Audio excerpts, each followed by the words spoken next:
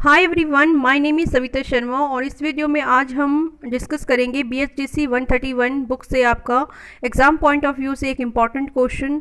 और ये important questions हैं और इसका जो नोट्स है वो मैंने काफ़ी इजी बनाया हुआ है, काफ़ी इजी अप किया हुआ है, so that every student can understand this topic easily and perform better in IGNOU exams. So BHDC 131 के इम्पॉर्टेंट क्वेश्चंस के और भी बहुत सारी वीडियोज़ मेरे चैनल पर आपको मिल जाएंगे और उनका लिंक आपको मैं आई बटन पे दे दूंगी। तो 3-4 वीडियोस के भी लिंक तो आपको उसमें मिल जाएंगे। अगर पूरे वीडियोस आपने BHDC 131 इंपॉर्टेंट क्वेश्चंस के देखने हैं तो आप मेरे चैनल पे जाइए, चैनल के प्लेलिस्ट को चेक कीजिए। प्लेलिस्ट में आपको बैग करके मिलेगा, तो बैग प्लेलिस्ट में आपको BHDC के सभी जो है इंपॉर्टेंट क्वेश्चंस के वीडियोस मिल जाएंगे। और अगर आपको इन क्वेश्चंस की जो भी वीडियोस हैं, जितने भी इनकी इंपॉर्टेंट क्वेश्चंस की आपको PDF चाहिए तो PDF प्राइस सिर्फ 100 रुपीज़ है। और आप मैं कॉन्टैक्ट डिटेल डाल दूँगी डिस्क्रिप्शन बॉक्स में, आप कॉन्टैक्ट कीजिए, PDF आपको मैं व्हाट्सएप के थ्रू प्रोवाइड कर दूँगी। सो क्वेश्चन स्टार्ट करते हैं। देखिए, ये है आपका भक्ति आंदोलन के उदय पर लेख लिखिए। ठीक है, तो भक्ति आंदोलन के उदय पर लेख लिखिए। भक्ति आंदोलन से क्वेश्चन एग्जाम में डेफिनेटली आता है, पर क्वेश्चन को डिफरेंट तरीके से पूछा जा सकता है। बट आपने जो भी टॉपिक पढ़ा है, तो अगर वो भक्ति आंदोलन से क्वेश्चन किसी भी तरह से पूछा जाए, आप जो टॉपिक आपने पढ़ा है उसको आप वहाँ पर पुट कर सकते हो। ऐसा कंफ्यूज नहीं होना है आपने एग्ज़ाम में जाके कि अब भक्ति आंदोलन से मैंने वो वाला क्वेश्चन पढ़ा था, कुछ और क्वेश्चन किया। नहीं, जो आपने पढ़ा है, जैसा पढ़ा है, सब कुछ आप मटेरियल उसमें डाल दो। ठीक है, क्वेश्चंस को कभी भी इग्नू एग्जाम्स में आपने खाली नहीं छोड़ना है, मतलब उसको छोड़ के नहीं आना है, अटैम्प्ट करना है। अगर आपको उस टॉपिक से रिलेटेड कुछ भी आपने पढ़ा है तो उसको आप लिखिए, और मतलब ठीक से लिखिए उसको। काफ़ी जितने नंबर का क्वेश्चन है उसके अकॉर्डिंग आप पेज भरिए, तभी आप पास हो सकते हैं इग्नू एग्जाम्स में, अदरवाइज तो फिर मुश्किल है। ठीक है, तो ये टॉपिक है आपका भक्ति आंदोलन के उदय पर लेख लिखिए। बट इस क्वेश्चन को भक्ति आंदोलन की विविध परिस्थितियों की विवेचना कीजिए ऐसे भी पूछेंगे, तो भी आपने जो मटेरियल पढ़ा है आप उसमें भी इस टॉपिक को डाल सकते हैं। ठीक है, मिक्सअप कर सकते हो। जैसे भक्ति आंदोलन से आपने कुछ पढ़ा है तो भक्ति आंदोलन की भूमिका में आपने शुरू में सेम दे देना, निष्कर्ष में सेम दे देना, बीच में परिस्थितियों में कुछ मटेरियल आप और भी एडप्ट कर सकते हैं।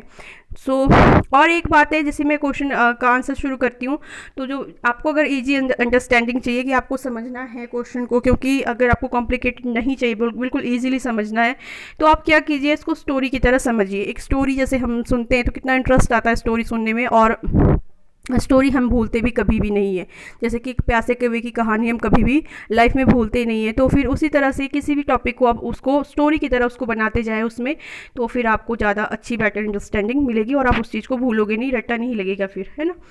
तो स्टार्ट करते हैं इसको। तो भक्ति आंदोलन की विविध परिस्थितियाँ या फिर भक्ति आंदोलन पर नोट लिखिए। तो भक्ति आंदोलन क्या है, पहले तो इसको समझते। भक्ति आंदोलन के उदय पर विद्वानों के भिन्न भिन्न मत है, अलग अलग मत रखते हैं अलग अलग विद्वान। ठीक है, हिंदी साहित्य के कई विद्वान इसको भक्ति आंदोलन को क्या कहते हैं कि राजनीतिक पराजय का एक परिणाम मानते हैं। इसको कहते हैं कि राजनीतिक पराजय होगी, इसी का परिणाम है भक्ति आंदोलन। जबकि अब ये राजनीतिक पराजय कैसे हुई इसको भी आप आगे समझोगे, बट अभी ऐसा समझ लो कि इसको कुछ विद्वान ऐसा मानते हैं कि भक्ति आंदोलन का उदय तब हुआ जब राजनीतिक पराजय हुई। ठीक है, जबकि कुछ विद्वान क्या मानते हैं कि जो मुस्लिम संस्कृति के संपर्क में भारत आया था तो उसकी देन है भक्ति आंदोलन। मुस्लिम संस्कृति के संपर्क की देन है भक्ति आंदोलन। तो आई थिंक इतना समझ आ गया होगा आपको।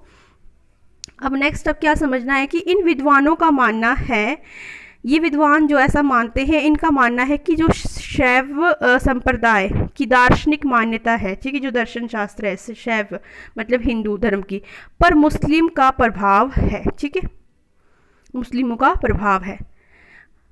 परंतु आचार्य हजारी प्रसाद द्विवेदी ऐसा बिल्कुल नहीं समझते हैं। आचार्य हजारी प्रसाद द्विवेदी हिंदी साहित्य में भक्ति के उदय की कहानी को ना तो पराजित मनोवृत्ति का परिणाम मानते हैं और ना ही इसे मुस्लिम राज्य की प्रतिष्ठा की प्रतिक्रिया। मुस्लिम राज्य की प्रतिष्ठा की प्रतिक्रिया मतलब जो मुस्लिम राज्य स्थापित हुआ, यहाँ पर मुसलमानों ने आक्रमण किया, मंदिरें तोड़ी, उसके विपरीत हमने भक्ति आंदोलन छेड़ा, तो ये ऐसा नहीं मानते हैं आचार्य हजारी प्रसाद द्विवेदी। बिल्कुल इजी है ना, समझ आ गया आपको।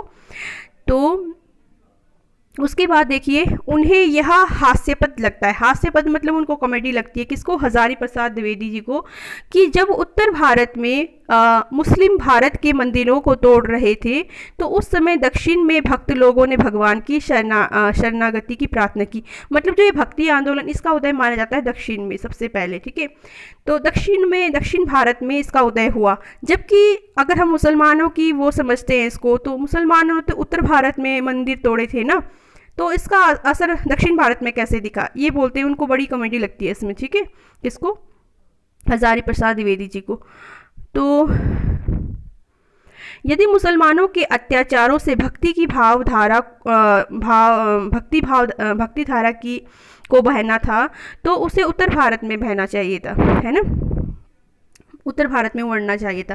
कहते हैं कि अगर मुसलमानों के अत्याचारों के खिलाफ भक्ति की भावना उमड़ी लोगों में, लोगों ने भक्ति काव्य लिखे, भक्ति आंदोलन किए, तो ये भावना उत्तर भारत में पहले उदय होनी चाहिए थी, क्योंकि अत्याचार तो मुसलमानों ने उत्तर भारत में किया था, ठीक है।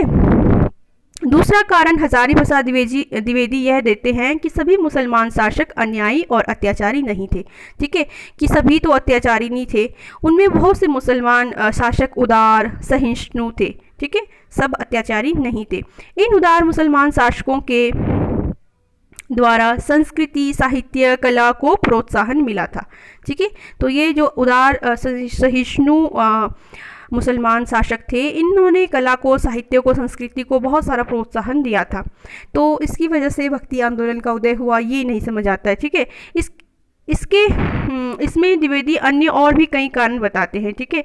तो इसके द्विवेदी और भी, जो हजारी प्रसाद द्विवेदी जी और भी कई कारण बताते हैं कि उनको ये सब कुछ सही नहीं लगा। जैसे कि यदि इस्लाम के अत्याचारों से यदि भक्ति आंदोलन उदय हुआ, तो उसी समय जैसे कि इस्लाम का जो अत्याचार थे उसके विरुद्ध अगर भक्ति आंदोलन का उदय माना जाता है, तो कहते हैं कि उस समय जो इस्लाम था ये कई अन्य देशों में भी प्रसार किया जा रहा था इसका। जैसे कि इस्लाम सिर्फ भारत में नहीं आए थे ये इस्लाम के, ये और भी कई देशों में जैसे एशिया, यूरोप में गए थे और यहाँ पर अपना प्रचार और प्रसार कर रहे थे। तो इन जगहों पर भी तो भक्ति का उदय होना चाहिए था, इन लोगों में भी तो अत्याचार किया गया होगा, तो इन्होंने इन देशों में क्यों नहीं भक्ति का उदय हुआ, जबकि ऐसा कुछ नहीं हुआ। भारत व मुसलमानों का संपर्क पहले पुराने समय से, और ये भी कहते हैं कि जो भारत और मुसलमानों का संपर्क है ये काफ़ी पहले से है, जब मुसलमान जो है कंधार जैसे जगह से मुसलमानों के संपर्क में पहले से ही भारत था, ठीक है। तो ये इन्होंने स्पष्ट इसको इनकार कर दिया है कि मुसलमानों की वजह से जो है भक्ति आंदोलन हुआ, नहीं, ये कोई कारण नहीं है। निराशा के वातावरण में भक्ति उदय होना संभव नहीं है, जबकि हजारी प्रसाद द्विवेदी जी मानते हैं कि जो निराशा का माहौल था उस समय, उसमें भक्ति का उदय होना संभव नहीं है। जो हिंदू जाति है वो सदा से ही आशावादी रहे हैं, इनका साहित्य और आनंदमयी दृष्टिकोण रहा है, ठीक है। हिंदू जाति अपनी जीवन शक्ति के लिए प्रसिद्ध रहे हैं, जीवित शक्ति के लिए प्रसिद्ध, इनमें विषम परिस्थितियों में भी जीवित रहने की शक्ति रही है, ऐसा हजारी प्रसाद द्विवेदी जी मानते हैं। शंकर रामानुजाचार्य, रामानंद, चैतन्य, ये बड़े बड़े लेखक हैं, और वल्लभाचार्य, प्राय ये सभी आचार्य मुस्लिम युग की उपज है, उस समय इनका उदय हुआ था डेफिनेटली, परंतु इनमें सदा देश की राजनीति परिस्थितियों में लीन रहना दिखा है हमें, ठीक है।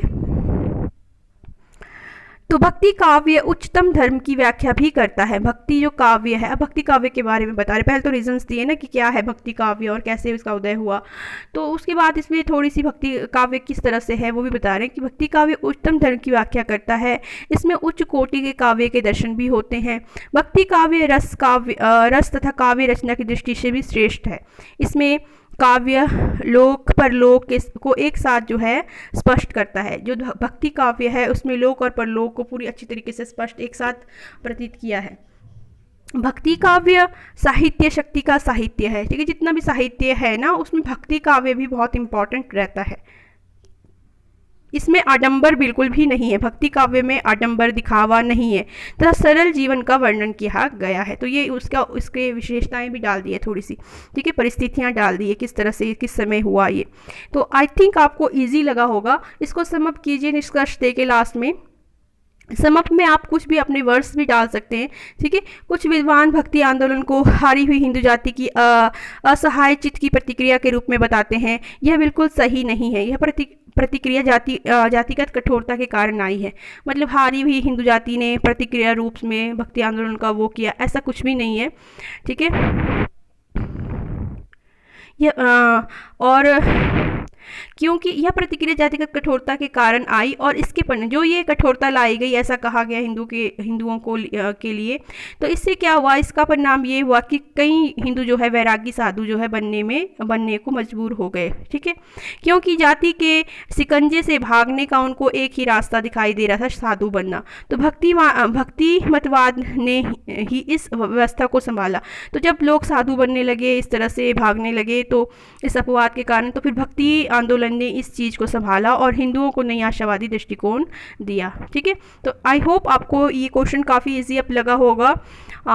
वीडियोस देखा करें पूरा और सब्सक्राइब ज़रूर करें प्लीज़ चैनल को।